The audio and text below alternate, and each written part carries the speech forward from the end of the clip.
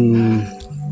เจ้าอ้ายชื่อไข่ศรีวงศ์ภูมิเนาะกันชื่อลินก็ชื่อเตี้ยเนาะปกติบ้านเกิดเมืองนอนก็อยู่เมืองโขงเนาะแต่ว่ามาอยู่นี่ก็โดนเติบละ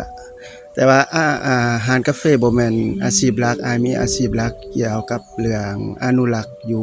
WWF เนาะแต่ว่าอาหารกาแฟนี่ก็เปิดย้อนว่าเฮาเห็นว่าช่องทางในการอ่าขยายตัวของธุรกิจนี่เฮาก็เลยคิดว่าเพื่อนเฮามันก็เหมาะสำหรับเปิดเป็นโฮมคาเฟก็เลยว่าอ่าอยากเปิดเนาะว่าจังซั่น โดยใครเริ่มเปิดคาเฟ่นี้โดนปานใดแล้วอ่าคันเริ่มเปิดแท้ๆก็โดนเติบแล้วเนาะตั้งแต่ปี2000หลังจากโควิดน่ะเปิดประมาณ2022หา2023เนาะตอนนั้นเปิดแม่นยังบ่ทันมีตัวนี้เนาะยังบ่ทันมีหารตัวนี้แม่นจะแม่นเปิดอยู่เฮือนเนาะโต๊ะตั้งส่วนหนึงแม่นอยู่ในเฮือนแล้วก็อยู่ทางหน้าบ้านเนาะเริ่มแท้ๆมันปี2น่าจะเป็นปี2023โดยจุดเด่นสิ่งที่เป็นเอกลักษณ์ที่สุดของอาหารบ่ว่าจะเป็นเมนูหรือบรรยากาศที่เฮ็ดให้ลูกค้าติดใจอายคิดว่าจะเป็นหลักๆเป็นประมาณใดจ้าขอบใจน้องความจริงอะนะเนาะบ่ว่าแต่ธุรกิจอ่าคาเฟมันก็เป็นธุรกิจหนึงที่เป็นอยู่ในหมวดบริการเนาะอยู่ในหันปัจจัยหลักของหมวดบริการก็คือ1ว่าเรื่องสถานที่การเข้าถึงเนาะ2แม่นการบริการ3และแม่นเว้าเรื่องบรรยากาศ4เนี่ยแม่นเว้าเรื่องอาหารหรือว่ารายการที่เฮามีเนาะความจริงถ้าว่ามาถามว่าอันใดที่ว่าเป็นเอกลักษณ์ของอาหารเฮาเนาะก็คิดว่าถ้าว่ามันเทียบใส่อยู่ในนครปักเซเฮาเนาะคิดว่าอาหารที่ว่าบรรยากาศที่ว่าเน้นธรรมชาติเนาะเน้นธรรมชาติแล้วก็ความเป็นส่วนตัวของลูกค้าสูงอะนะก็คิดว่าอาหารเฮาก็น่าจะ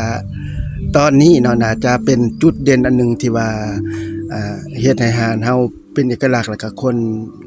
ส่วนหลายที่ว่ามาก็แม่นคนที่ว่ามาระยะยาวบ่แม่นมาแบบว่ากินแล้วก็หมดเนาะส่วนหลายก็แม่นประมาณเช้านึงจนไปฮอดตอนแรงๆเขาเจ้าจังกลับส่วนแล้วก็อาจจะเน้นว่าเรื่องแม่นธรรมชาติเนาะแบบว่าแล้วก็ควรเป็นส่วนตัวของลูกค้าอันนี้จะเป็นส่วนหนึ่งที่ว่ามันจะต่างจากอาหารอื่นหลายก่อนแต่ว่าปัจจุบันนี้เขาเจ้าก็มีเนาะเริ่มมีอาหารที่ว่าป้าให้ลูกค้าที่ว่าเป็นตัวของตัวเองเฮาบ่ต้องไปซนบ่ต้องไปเลียเบิ่งเขาเจ้าตลอดเวลานะ โดยขอบใจคำถาม คำถามสุดท้ายแล้ว โดยคำถามสุดท้าย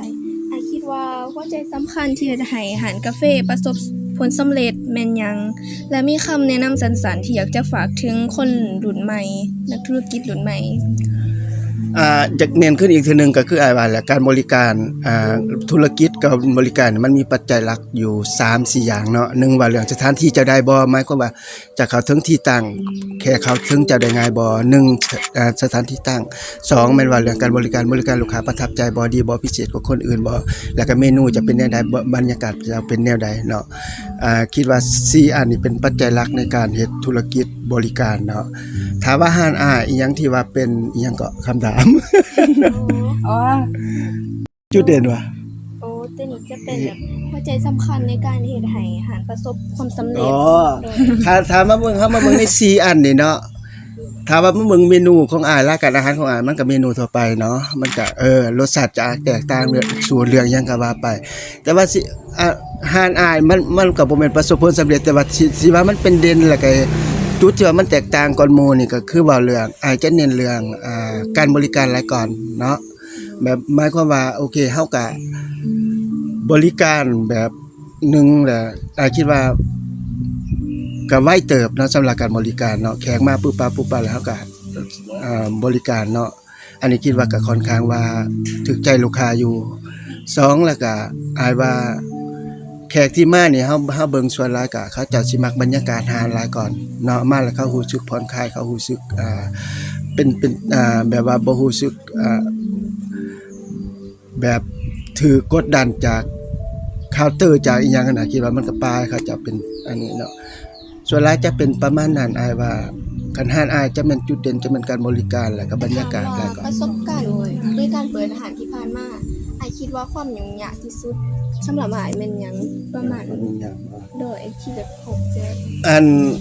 ย้อนว่าเฮาเปิดห้านนี่นะเนาะมันเป็นเปิดห้านย้อนว่าเฮาอยากเปิดเนาะแล้วเฮาบ่มีแผนธุรกิจเนาะ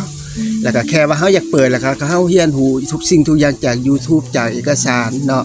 อันนั้นเป็นส่วนหนึ่งที่ว่าคันว่าผู้ที่ว่าอยากเปิดห้านอันนี้แท้ๆนะเนาะหลายคนก็อยากแค่อยากเปิดแล้วก็ไปเปิดมันก็เฮ็ดว่ามันอยู่บ่ได้ปี1 2ปีก็อันนี้เนาะอันนั้นเป็นสิ่งท้าทายหนึงสำหรับเห็นว่ามันท้าทายแฮงตัวที่สองคือพนักงานเฮานี้เนาะคือพนักงานเฮานี่ส่วนหลายก็มีแต่บอกกันแบบนี้หั่นน่ะเนาะบอกกันว่าจะต้องเฮ็ดแบบนั้นแบบนี้เด้อมันบ่ได้ไปเฮียนแท้ๆต่างแต่ว่าโอเคคันพนักงานฮัดถือผู้ที่ว่าเขาเจ้าเอาใจใส่ให้เฮามันก็ดีไปเขาก็ฮู้จักโดยอาศัยเวลาเราบริการลูกค้าต้องแบบนั้นแบบนี้นะเนาะอันนั้นก็คิดว่าพนักงานเฮามันก็จำกัดเรื่อง